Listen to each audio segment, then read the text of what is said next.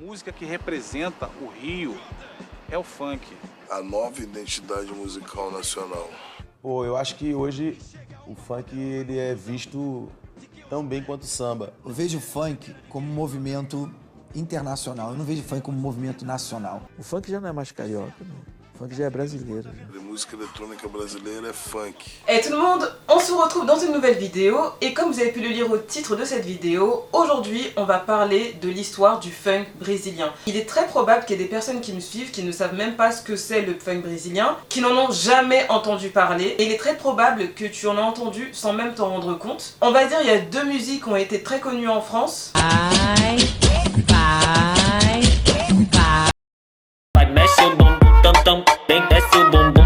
Et aussi pour ceux qui me suivent depuis le début de ma chaîne, vous savez quand j'ai commencé ma chaîne il y a 6 ans, donc en 2016, quand je commençais à parler du Brésil sur ma chaîne et quand j'ai commencé à mettre des musiques dans mes vidéos, je mettais souvent du funk en fin de vidéo. Je sais pas si ceux qui étaient là depuis le début se rappellent de ça. Et ça avait l'air de vous plaire beaucoup parce que vous me demandiez souvent le titre des musiques que j'utilisais. Je me suis dit 6 ans après avoir mis autant de funk sur ma chaîne YouTube, pourquoi pas vous parler de l'histoire du funk brésilien parce que c'est vraiment une histoire intéressante, enrichissante. Vous allez apprendre énormément de choses sur un des aspects de la culture brésilienne. Et donc aujourd'hui, on va parler de l'histoire en profondeur du funk brésilien, comment ça a commencé et tout ce qui s'ensuit et pourquoi cette musique aujourd'hui existe et pourquoi surtout elle s'appelle comme ça.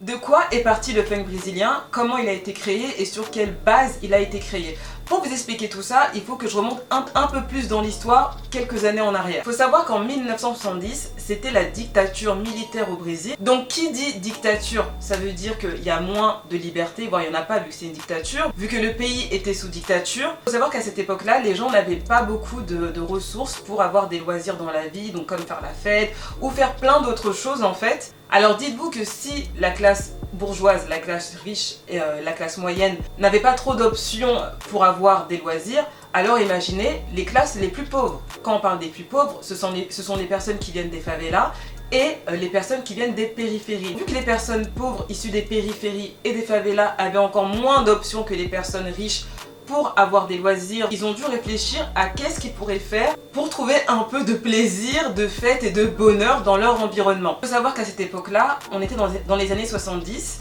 et puis les gens des périphéries et des favelas ont décidé de créer des balles dansants en fait, donc ça s'appelait des balles dansants dans leur quartier où ils passaient de la funk. Là la funk c'est vraiment la funk américaine à cette époque avec James Brown et tout ça, donc c'était vraiment à cette époque là, et aussi de la soul. Donc ils ont commencé à faire des balles dansants, à danser et à commencer à trouver un peu plus de joie dans leur environnement et trouver un peu plus d'activités à faire. Dans les années 70 vraiment le funk et la soul c'était vraiment des musiques qui venaient des États-Unis mais qui ont vraiment touché le monde entier dont le Brésil, et c'était des sons rythmés où les gens de favela et de périphérie pouvaient se réunir et trouver enfin des moments de joie à travers leurs balles dansant. Bon, faut quand même se rappeler qu'à cette époque, on était dans les années 70, à l'époque il n'y avait pas internet, il n'y avait pas de téléphone portable, il n'y avait pas de réseaux sociaux. Le seul moyen de communication c'était soit à la télé, soit à la radio. Donc tout ce qu'on a aujourd'hui, ça n'existait pas. Donc pendant cette période, il y a une journaliste qui s'appelait, je sais pas si elle est encore vivante,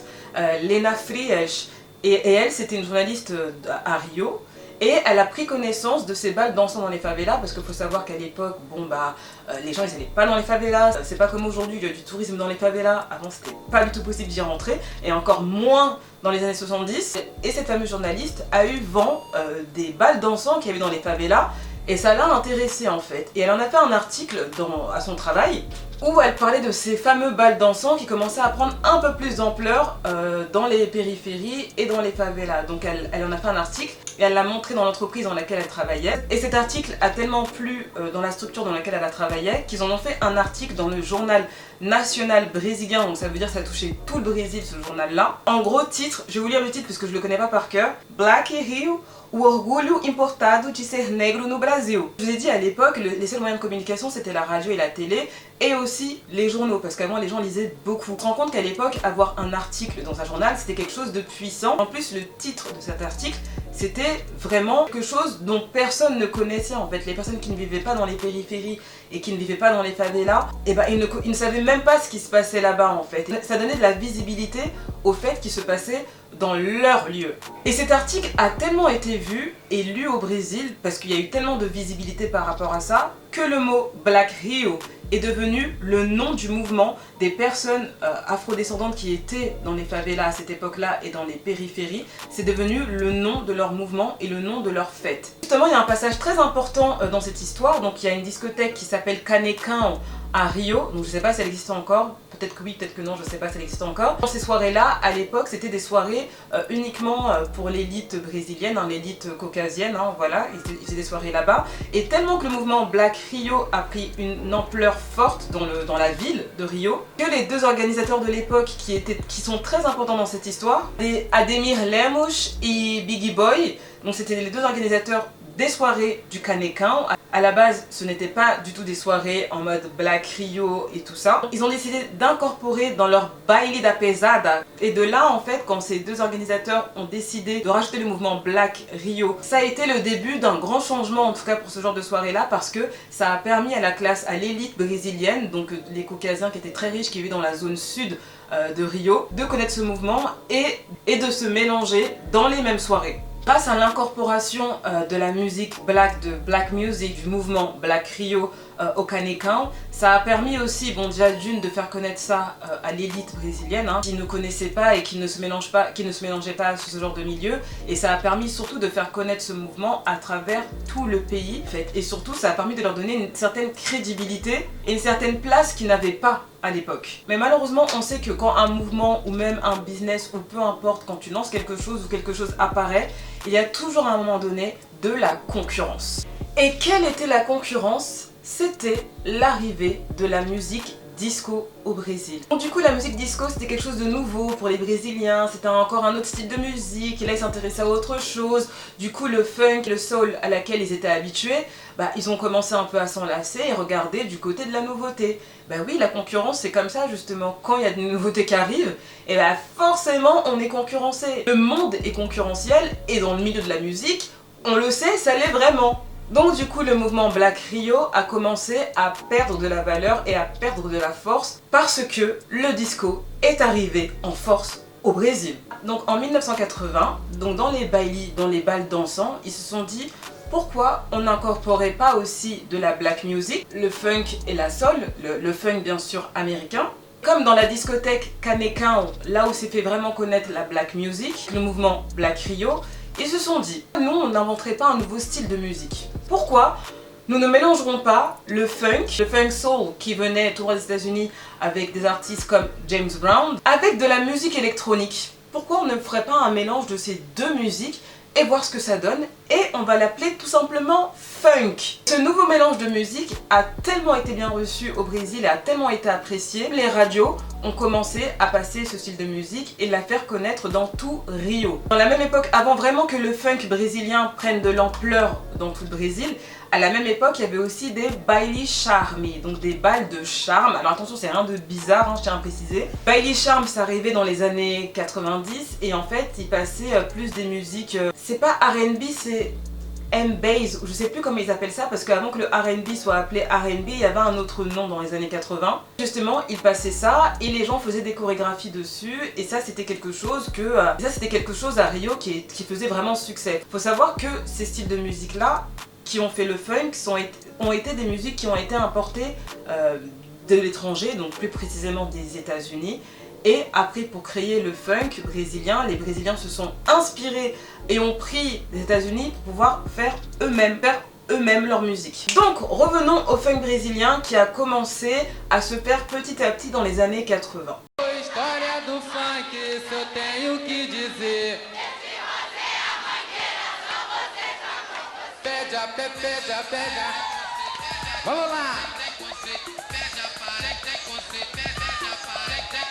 Sou história do funk, isso eu tenho que falar. Pede a paz, tem conceito, vem também. En 1990, le funk brésilien, le funk carioca, parce que le funk, ça vient quand même de Rio, et quand je dis o funk carioca, carioca, c'est les gens de Rio. C'est comme ça qu'on appelle les habitants de Rio. À cette période-là, le mouvement funk a pris tellement d'ampleur que les MEC ont commencé à faire apparition. Alors, qu'est-ce que c'est des MEC? Je crois que ce sont des maîtres de cérémonie, si je me trompe pas.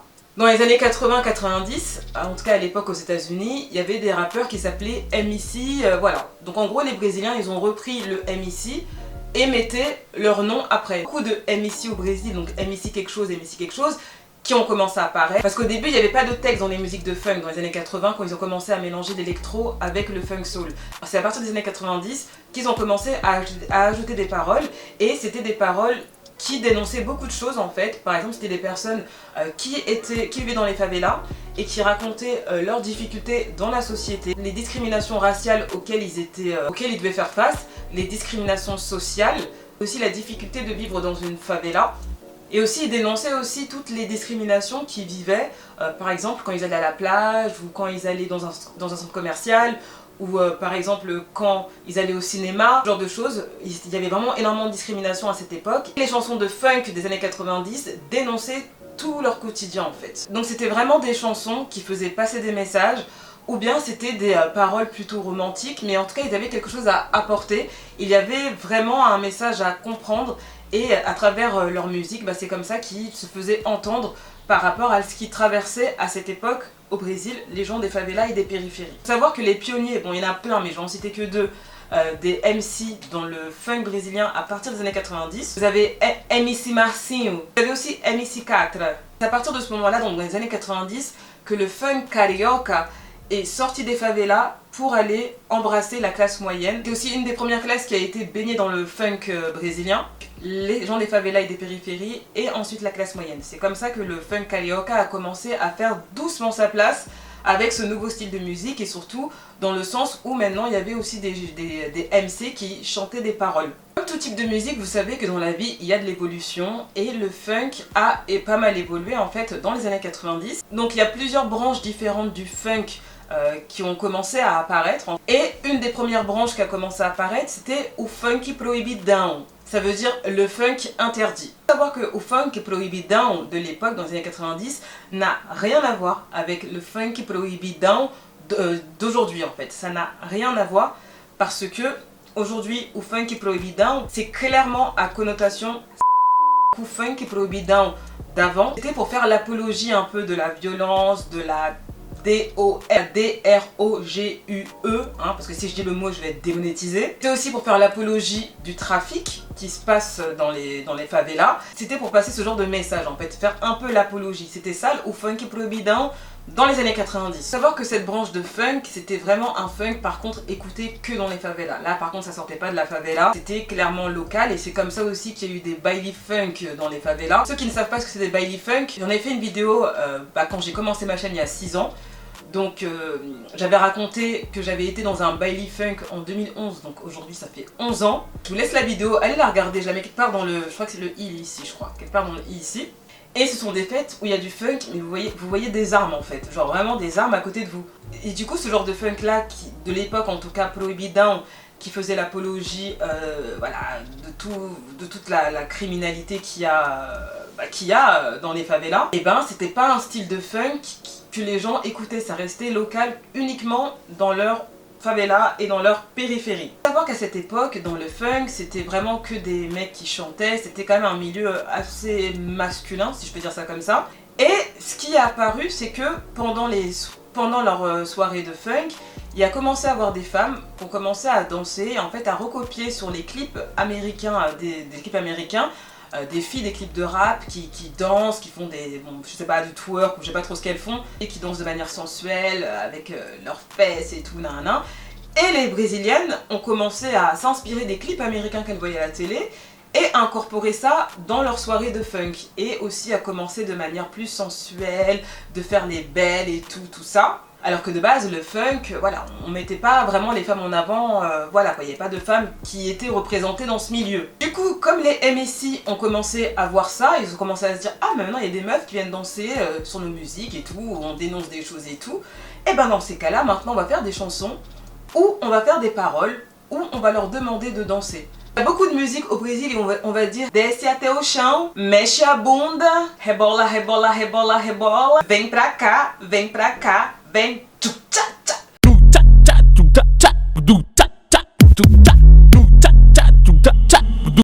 Justement, grâce à ces filles qui venaient danser et tout, se déhancher là comme ça, et ben le funk a encore ouvert une autre branche en fait du funk. Voilà, maintenant on a plus incorporé les filles. On les appelait dans les chansons pour danser, pour leur dire ce qu'elles doivent faire pendant qu'ils chantent. Et c'est de là où le funk a commencé à plus intégrer les femmes dans la musique en fait. On va parler d'un événement très important dans le milieu du funk, c'est Furacão 2000. Furacão 2000, sempre a número 1 do Brasil.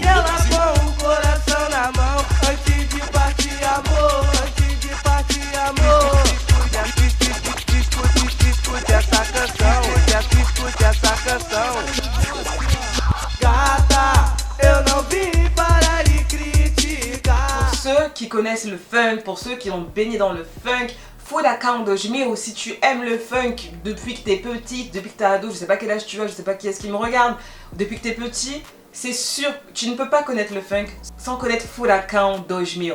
Il faut savoir que comme le funk a pris tellement d'ampleur au bout d'un moment à Rio, leur musique à la télé, ou bien qu'ils vendaient leur musique à la télé, tout ça, et ben le truc c'est qu'ils se faisaient pas beaucoup payer. Donc il y a deux personnes qui sont très importantes dans cette histoire, c'est Romulo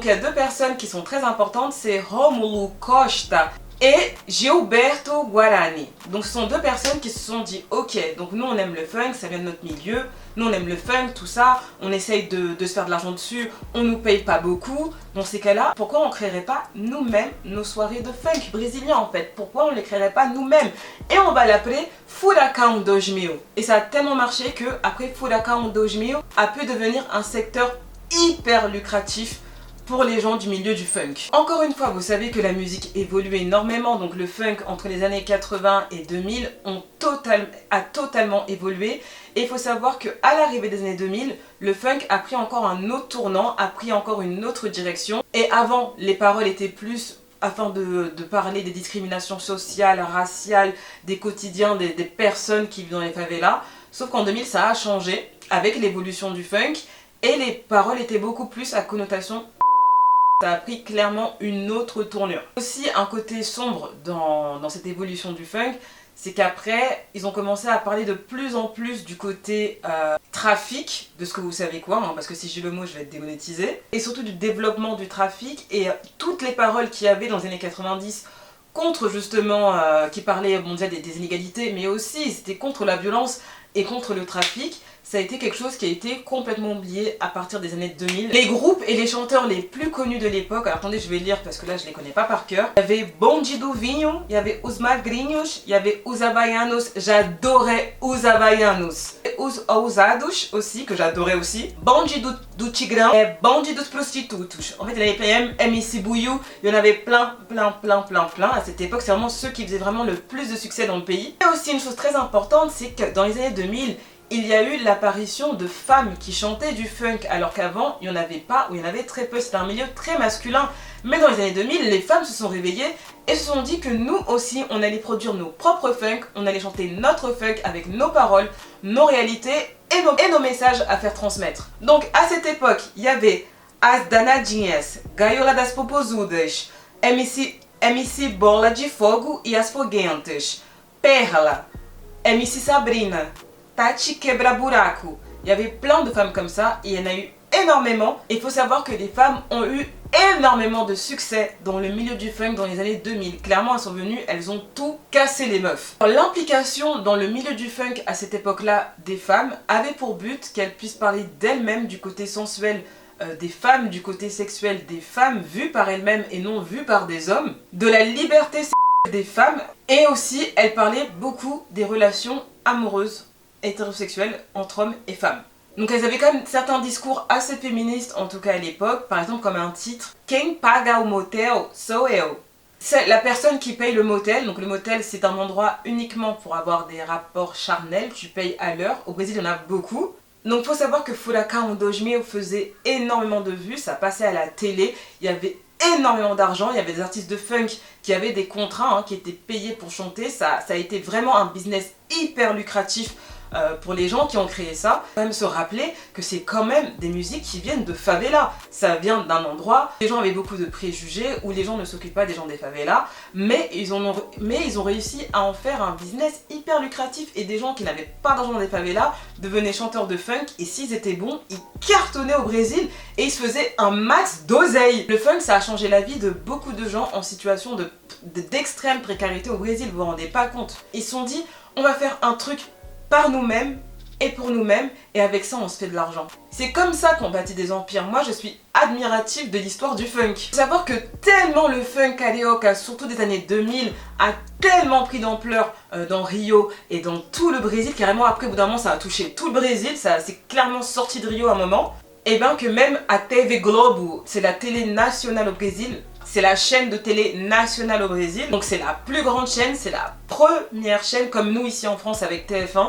Donc il y a un présentateur qui s'appelle Luciano Huck, je crois qu'il s'appelle comme ça. Il a vraiment créé un programme qui s'appelait Pancadão do Caldeirão do Huck, où il invitait plein de chanteurs de funk de l'époque, les chanteurs qui marchaient le plus. Il les invitait sur le plateau, ils faisaient leurs choses sur le plateau, ils avaient encore plus de visibilité, donc plus de visibilité, encore plus d'argent, et le funk a été validé par toutes les classes au Brésil. À Rio, 90% de la population carioca aime le funk.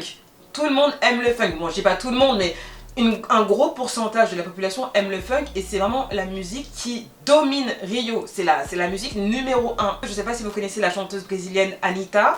Donc c'est une grande chanteuse maintenant qui est connue à l'international. Elle a complètement cartonné. Et ben, faut savoir que son premier contrat en tant que chanteuse, à l'époque, elle s'appelait MC Anitta. Son premier contrat, elle a eu avec Furacão 2000, avec sa chanson Eu Vou Ficar, Eu Vou Trair.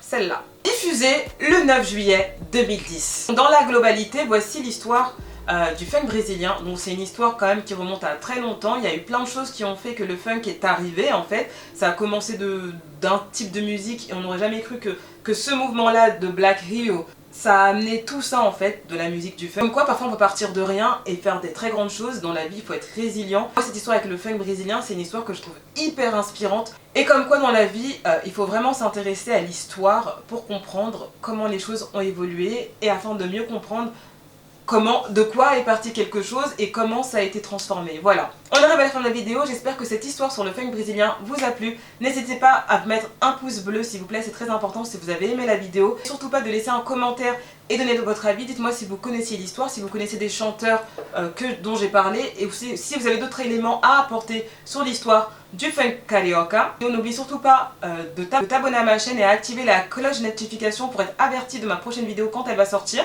Et pour la suite de mon actualité, des voyages que j'organise vers le Brésil et la Colombie, de me suivre sur mon compte Instagram Lost in America Latina, et sur mon compte principal et sur mon compte Lesnia Luberto, mon compte principal pour toute mon actualité. Et en attendant ma prochaine vidéo, je vous fais plein de gros bisous. Bye bye. Mouah.